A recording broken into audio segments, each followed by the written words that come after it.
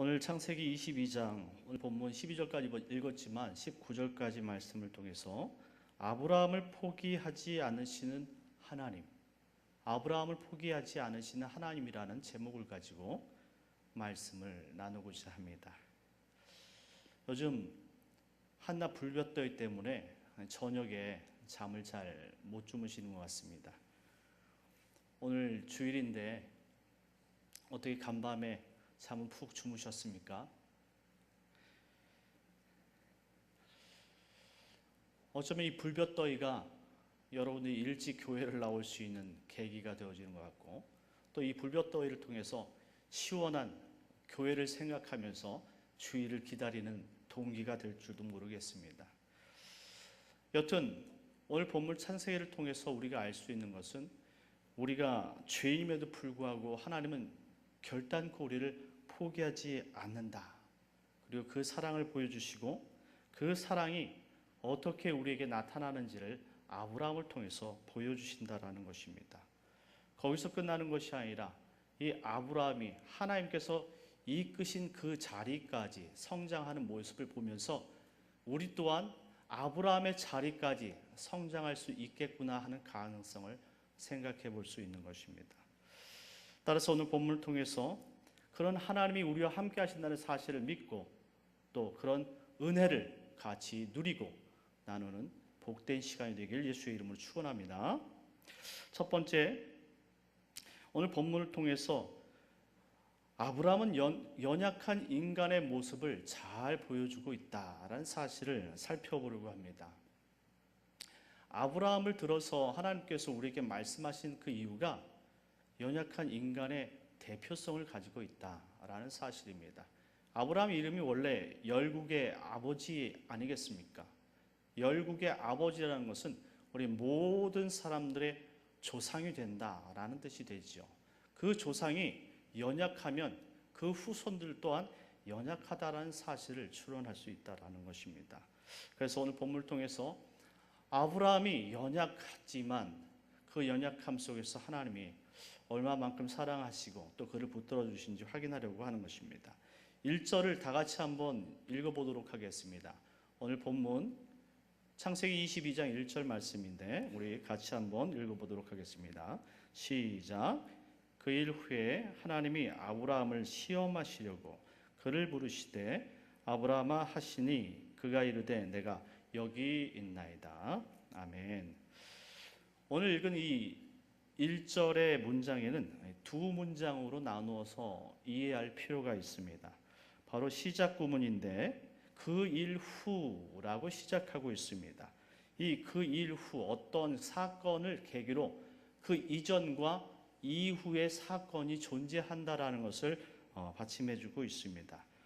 따라서 오늘 그 일이라는 그 문장을 살펴보니까 우리가 알고 있는 이 일이라는 그 단어가 다바르라는 단어를 통해서 생성이 되어졌는데, 다바르라는 그 말은 말씀하다, 하나님께서 인간에게 말씀하다라는 그 단어입니다.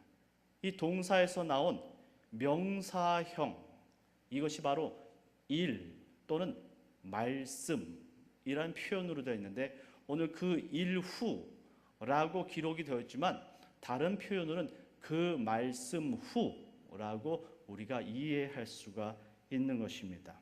그렇다면 하나님께서 그 말씀 하신 것이 무엇인지를 우린 확인해 보면 우리가 오늘 본문 22장의 말씀을 더 정확하게 해석할 수 있으리라고 생각을 합니다.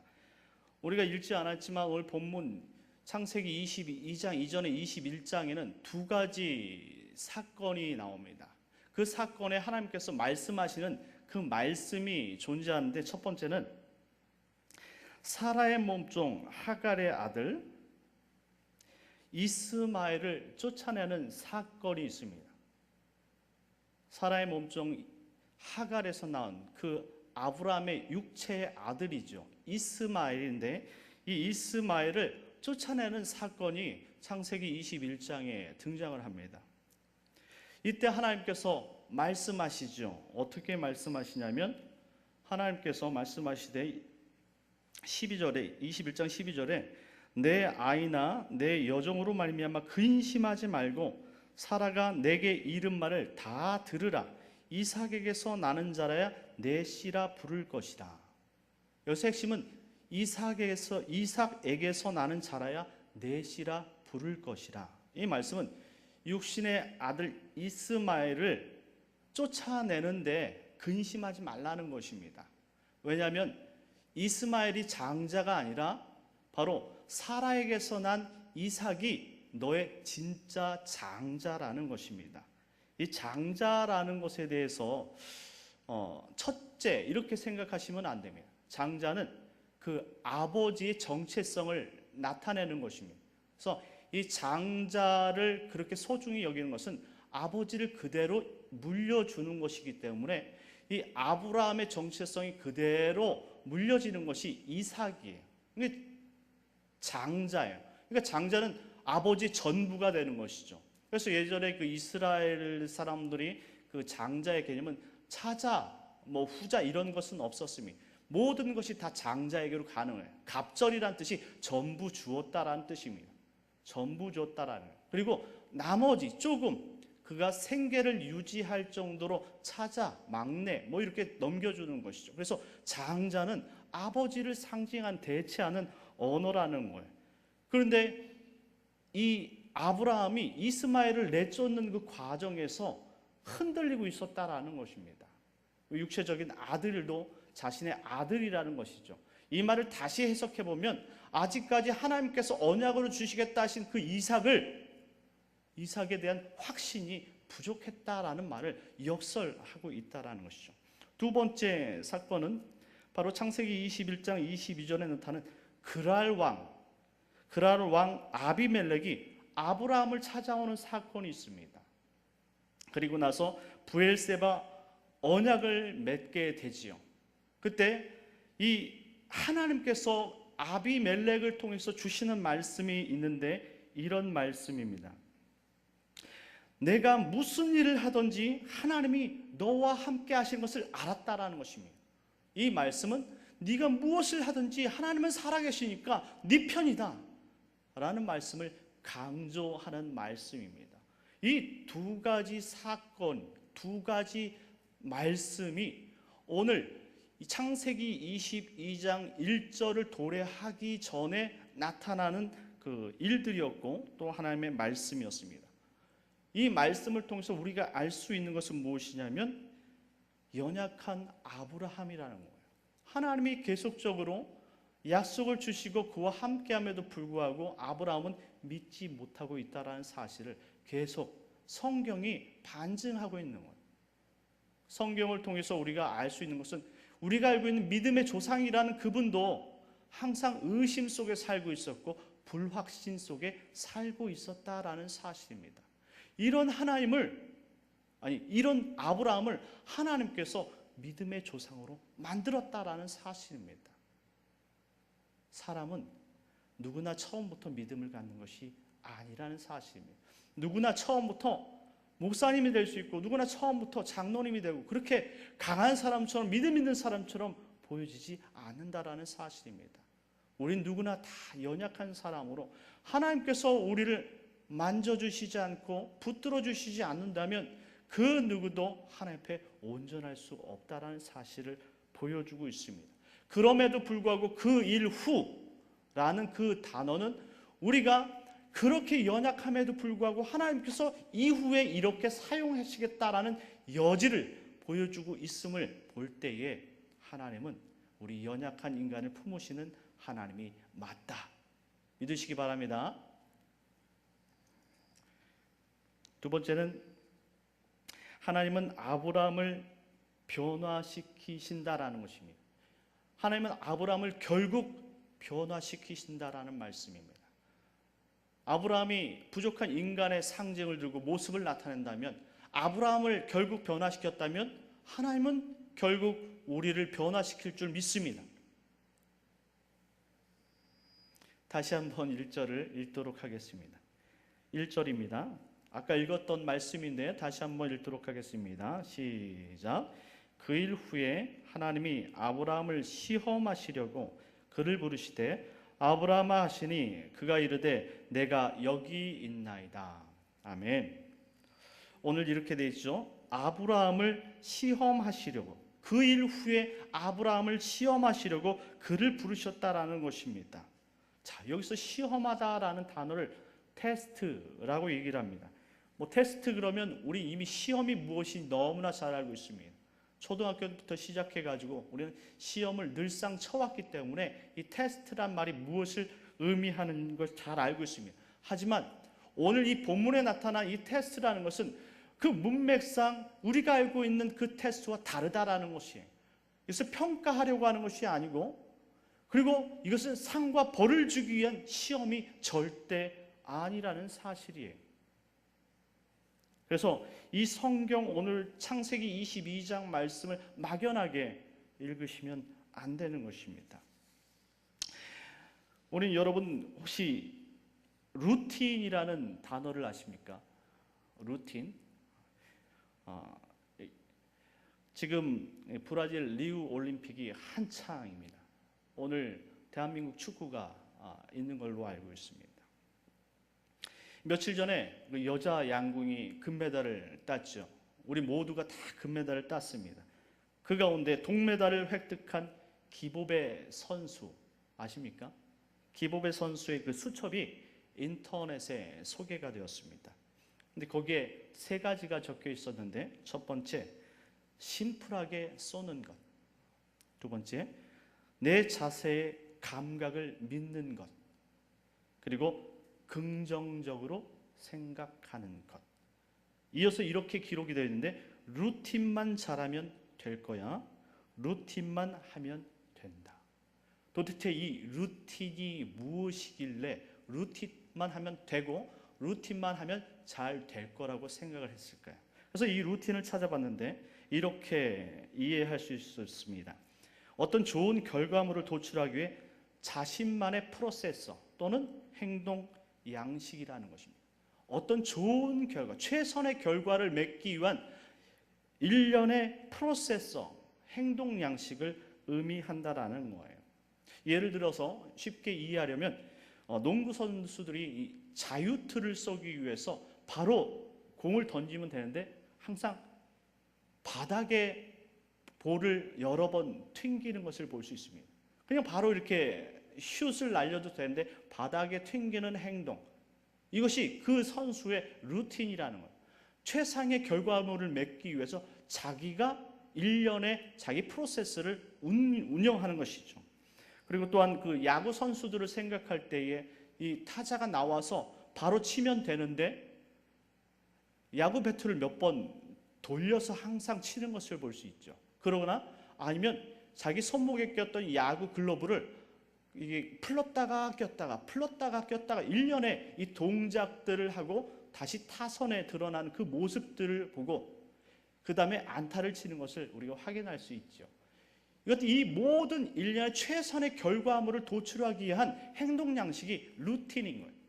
이 기보배 선수의 루틴이 바로 그 수첩에 기록된 세 가지 양식이에요.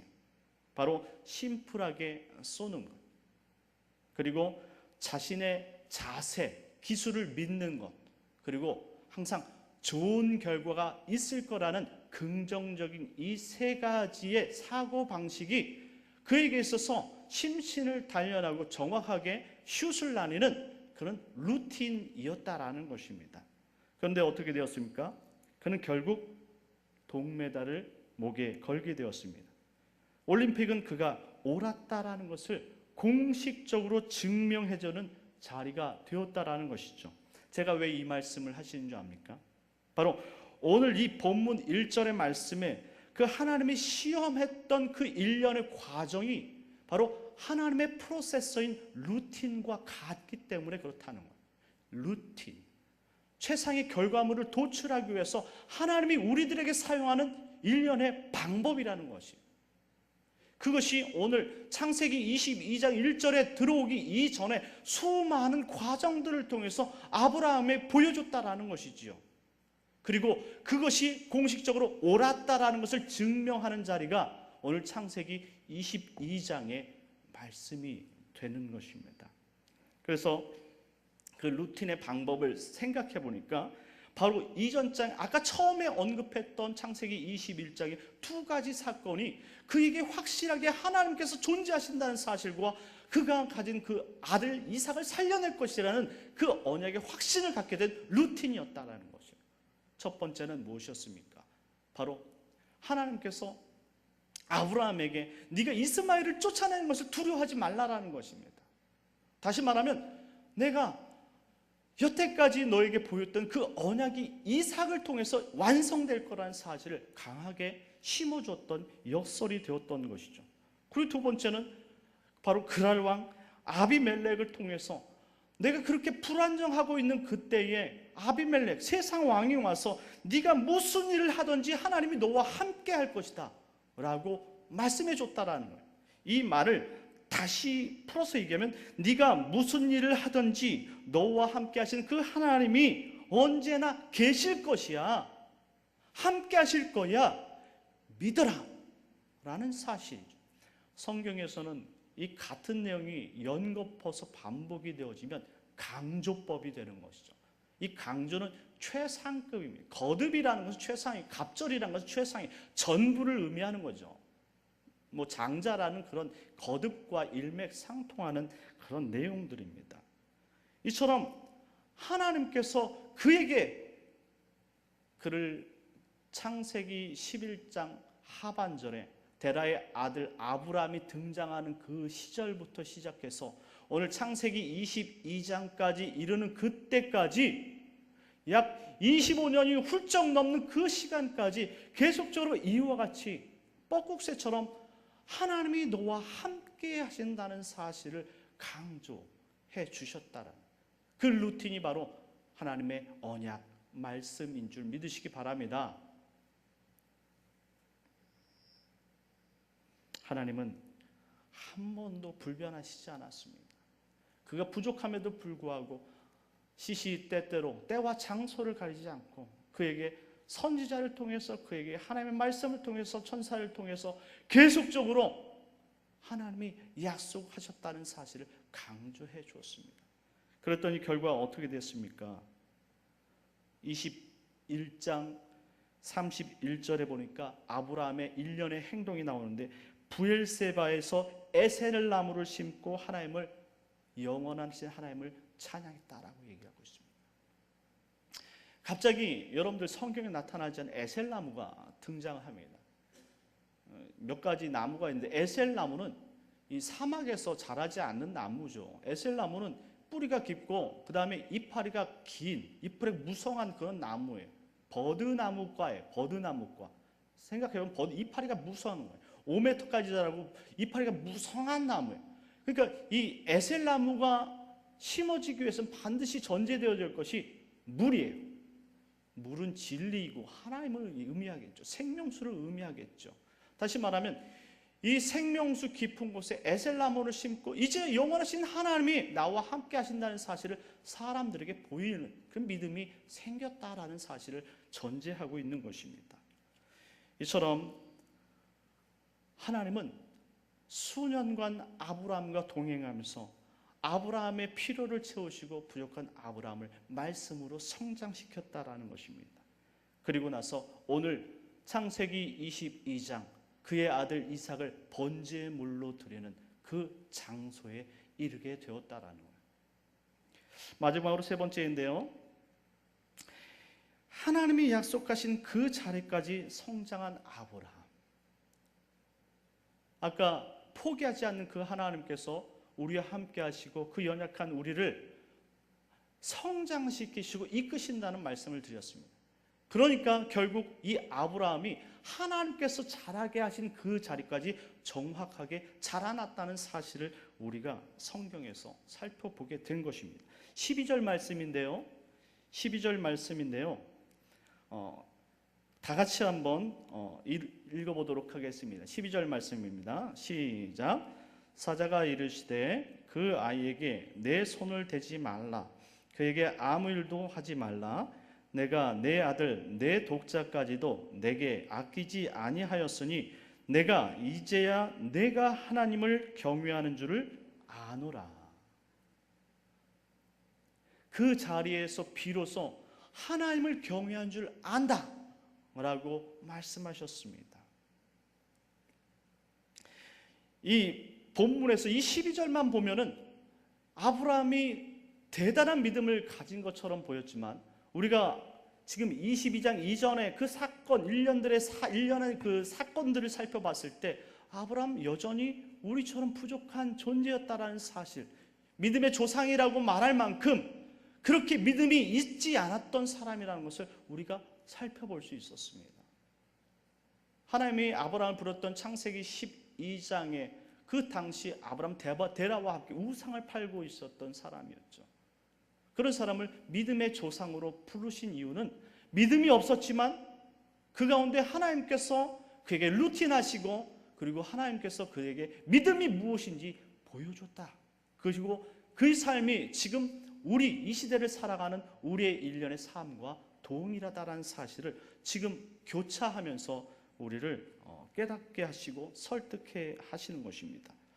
이 22장 이전의 21장까지의 말씀들은 아브라함이 이삭을 잡을 만큼 그렇게 정말 결단 있고 의지 있는 사람이 아니었습니다.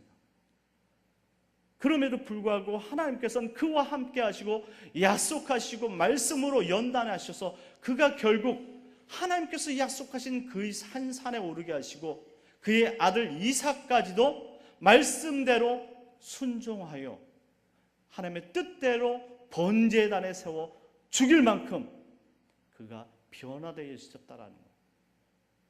진정 오늘 이 말씀을 보니까 오늘 아브라함은 이삭을 죽이려고 했다는 사실을 살펴볼 수가 있었습니다. 어떻게 되냐면 10절에 보니까 손을 내밀어 칼을 잡고 그 아들을 잡으려 하니, 이 구절 자체에 그의 의지가 들어가 있었다라는 거예요. 이미 그는 이삭을 하나님께서 살려주실 것이라는 믿음의 확신이 존재하게 됐다라는 거예요. 믿음의 결과, 우리가 이렇게 성장하는 자리까지 하나님이 인도하신다라는 거예요. 오늘 본문을 저는 묵상하면서 무엇을 느꼈냐면, 하나님이 약속하신 그 자리까지 분명히 인간은 성장할 수밖에 없다는 사실을 깨닫게 되었습니다. 우리가 이렇게 부족하지만, 우리가 이렇게 연약한 존재이지만 하나님이 말씀하시고 우리에게 약속하신 그 자리까지는 분명 하나님께서 우리를 이끄신다는 확신을 갖게 되었다는 것입니다. 왜? 이 아브라함이 저보다 부족한 존재였거든요. 저는 적어도 제 일상 생업에 저는 우상을 만들어서 판매하는 그런 우상 판매자는 아니었습니다.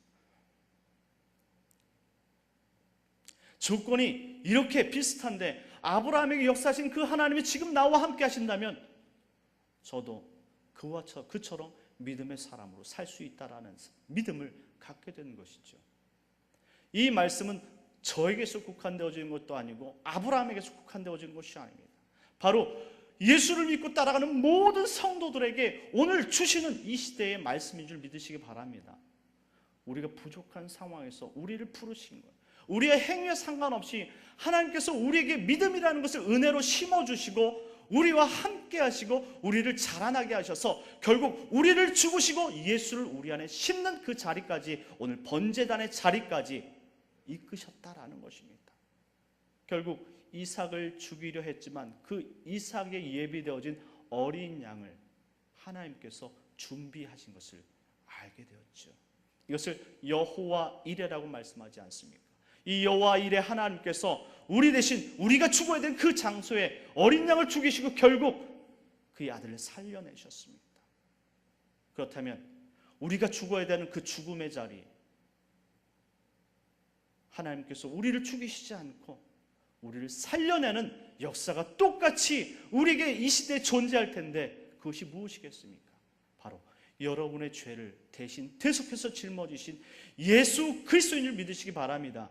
그 예수님이 여러분이 짊어져야 될 그 죄의 대가를 짊어지시고 여러분을 위해 십자가에 달려 죽으시고 결국 여러분을 하나님의 자녀의 자리까지 만들어내셨다라는 것입니다. 이것이 여러분의 행위에서, 여러분의 공로에서 이루어진 것이겠습니까?